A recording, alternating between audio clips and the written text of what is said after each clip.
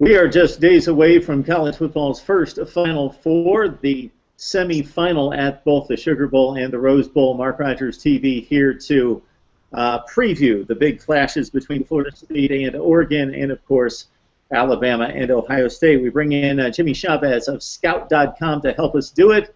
Jimmy, how are you today? Doing great, Mark. Happy holidays to you. Yes, very much so. Merry Christmas, happy holidays, and appreciate the time here.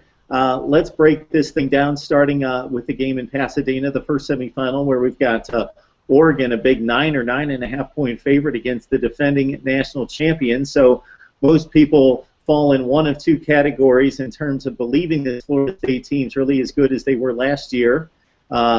So based on the results, yes, they are. They're still undefeated and reigning champions. At the same time, the play on the field would point to the play not being as dominant as it was in last season's championship run. So basically, where do you fall in on this Florida State debate? You know, my entire life I've kind of subscribed to the theory that John Madden always used to talk about, that you're the champion until somebody beats you. And the fact of the matter is, nobody's beaten Florida State yet.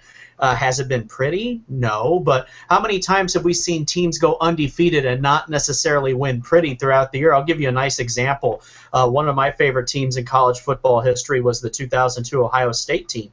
None of their games were exceptionally like, oh, wow, they wowed you, like, say, the 95 Nebraska team or the 01 Miami team. And then they got to the championship game against that Miami team that had so many NFL #1 draft picks, first round, second round, you name it. I mean, they were at the top of college football at the time, and Ohio State just took it to them. So some people want to say that Florida State shouldn't be there. It's still Florida State. It's the defending national champions. They have the Heisman Trophy winner from a year ago. They deserve to have a chance. And listen, even if you fall on the other side, that's the beauty of this playoff system. You're going to get to find out. So if you want the Seminoles to go down, that could happen. Oregon could pound them, and then suddenly there you get justified in your take. However, watch Florida State come out and possibly win that game and then advance to the championship game and win again. At the end of the day, they'll just have to say, well, I guess we played somebody and we won on the field. And that's the beauty of this system. They're going to get a chance to do it on the field. And I know there was a lot of controversy, at least where I am in the Midwest part of the country, that said, well, TCU deserved to get in or Baylor deserved to get in over a Florida State. I think as a general consensus around college football, if you get Florida State in this field of four, you finally get to see if they can do it, if they were for real, or if they were just lucky to squeak by in several of the games, because they almost lost a few of them. But the fact of the matter is, Mark, they did not lose. They found a way to win. And I just don't think that we can penalize a team for finding a way to win, because a win is a win is a win. I agree with you, Jimmy. They are undefeated, and the ACC may not be the toughest conference in college football, but if you really match up Florida State's schedule, it's not as bad as people think it is. Quality wins over Clemson, Louisville, Notre Dame, Oklahoma State were supposed to be a couple teams better than they turned out to be, but they scheduled difficult non-conference games. Again, those programs aren't as good as they typically are, and within the ACC, they played the best teams, including Clemson, Louisville, and Georgia Tech. And despite the struggles against the likes of BC and some other teams, North Carolina State, they won the football games. In no other sport do we evaluate wins based on the prettiness or ugliness of the wins. We simply want to know who had the most points on the scoreboard when the game was decided. So Florida State's been able to do that 29 consecutive times and 13 times this year. They will play the Oregon Ducks, and my argument would be that Oregon has struggled in times. Alabama even has struggled at times, and those have been the two teams that college football pundits have given a pass to with those two top ranking spots. But Alabama has struggled against Arkansas, most notably also losing a game against Ole Miss. And for Oregon, it's been against Washington State in a narrow 7-point win and in a loss against Arizona in particular. But let's focus in on FSU and the Oregon Ducks, and just your thoughts about how these two teams square off. What a great game. I mean, this is why this system was created. And the fact of the matter is, people like to criticize this. They criticize every system. I'm convinced, I have a theory, during basketball season, we find a way to criticize the 68 team format and say, what about Team 69 that didn't get in? The fact of the matter is no one's ever going to be happy. But once upon a time, you basically played a bowl game based on your conference and your region, and that was it. So you never really got to find out. It came down to the voters the day after New Year's to see who was the champion. Well, in this case, we get a chance to see it on the field. You have Florida State and Oregon, and I don't know, honestly, Mark, which game I'm more excited to watch. I think they did hit a grand slam with these four teams. You get a chance to watch Jameis Winston against Marcus Mariota, the last two Heisman Trophy winners, and deservedly so. They both had awesome seasons, and the body of work speaks for itself. The Oregon team has always been one, at least in recent years, say the past decade, that's always really exciting to watch because of the style of play. I mean, yeah, they point to the uniforms and all that, but it's the men in the uniforms, the style of play that the Ducks bring to the table each time. So you get a chance to see that speed that has run roughshod through the Pac-12 over the past several years have a chance to go up against a Florida State team that's so well coached by Jimbo Fisher. He's one of the best in the entire game. The matchups themselves, I mean, you get high-flying speed against just raw talent, athleticism, speed, you name it, on the defensive side for Florida State. And then on offense, what will they be able to do with the month to prepare for these games? What wrinkles do we find in them? I honestly, I know the spread is about, what do you say, about 8.5, 9 points. I just have a hard time being able to pick, okay, which team is going to win, because I just see these being such intriguing matchups between the two games. But this particular game, this might be the best one, Florida State and Oregon. It's definitely not going to be a 10-7 game. We're lucky if it's that through just the first quarter. But on the field itself, they did a great job putting this one together. I'm very intrigued to watch the Seminoles and Ducks go at it. Not quite sure how it shakes out, but it'll be a lot of fun. I don't have the stats to back this up, but it seems like Vegas loves Oregon, so the Ducks will always be given those points in the point spread. And this one, again, I think is a little bit heavy. I'm interested to see whether this Oregon team is a little bit different than previous versions. What I mean by that is that on one hand, I think the inflated point spread is because Oregon's been generally dominant against what's considered to be the second-best conference in college football, where Florida State has struggled against, again, the likes of BC and North Carolina State and others. Almost every game they played outside of Wake Forest within conference play did they struggle to a certain extent. On the other hand, we've seen Oregon additions in the past that have been extremely difficult to deal with in space and on the edge. Maybe not with the quarterback play that Marcus Mariota has given us, but going back to the 2010 Rose Bowl, they faced an Ohio State defense that was very tenacious, had a number of NFL players, so they could match them athletically in space, but they were a lot more physical, tougher. They faced LSU in an opener and got shut down. The same thing happened against Auburn, just a decent SEC defense in the national championship game, and then, of course, most famously against Stanford 3 out of 4 years when the Stanford Cardinal locked horns with them in the Pac-12 North. So I'm wanting to see, and I think Florida State's capable of that. I think they've got both a combination of athlete and also muscle in the trenches, possibly accomplish the same thing, and I'll be interested to see if Oregon has the manpower and the muscle to stay with Florida State in a four-quarter game. Yeah, and you hit the nail right on the head. And the game I look to are two games in particular, and you mentioned them both. The 2010 national championship game against Auburn. That year, that Oregon team might have been better as a whole than this Oregon team going against Cam Newton and that Auburn team. And it was a 22-19 ball game, I believe. And they ended up having to slug it out and play Auburn style of game. And part of that can be attributed to when you have that break, there are no more secrets other than a play here, a play there, maybe switching something for a gimmick, but you're dealing with the best of the best from players to coaches, and so you're not really going to surprise many people unless you have been saving something in your back pocket for that game, and then it's usually a quick hitter. So Oregon has not necessarily ever had that, say, 55-10 type win in a bowl game. If they've won the games, they've had to do it playing the other style of their opponent. And you might see that here. Where I'm intrigued with Oregon is the fact that, yes, Marcus Mariota can do it with his legs,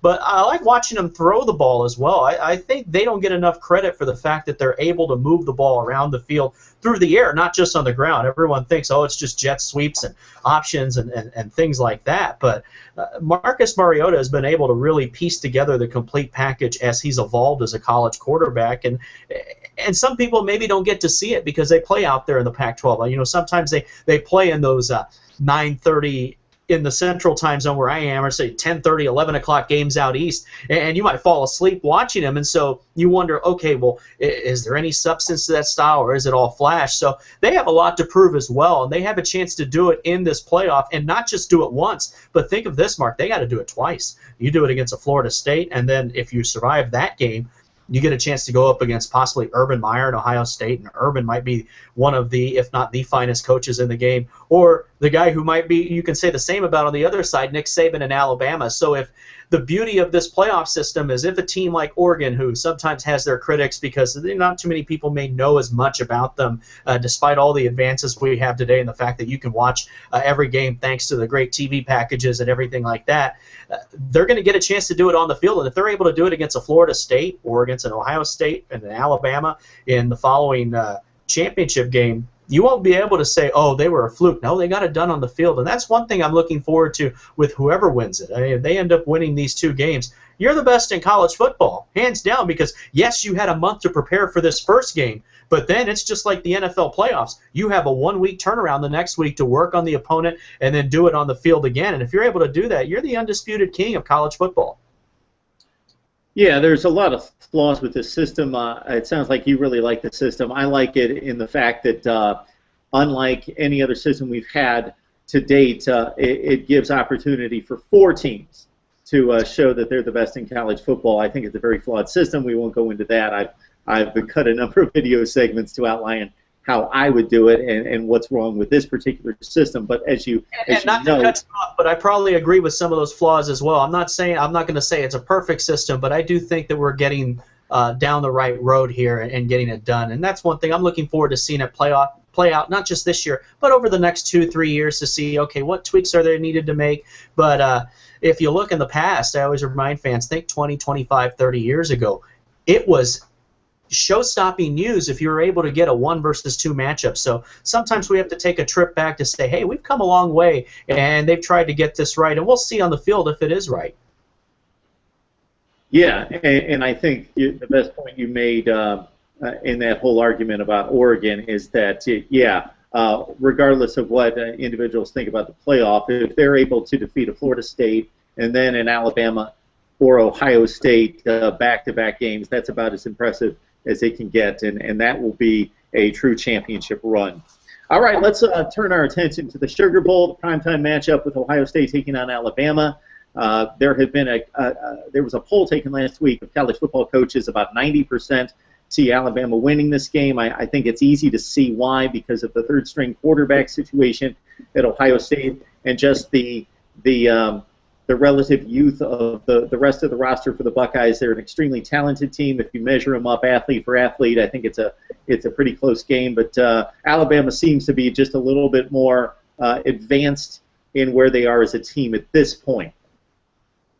I'm big fans of both of these coaches. I mean, if you love college football, you can't not have the ultimate respect for Urban Meyer and Nick Saban. I mean, they are possibly the best of the best. And if you kind of geek out to this stuff like I do, you gotta love the matchup. I mean, it has everything that you need from a storyline perspective, and not just the fact that it's Ohio State and Alabama, two of the premier programs in the history of college football, but these two have history against each other. Just go back a few years ago when Urban was at Florida and Saban had just kind of taken the reins in Alabama and had his program building.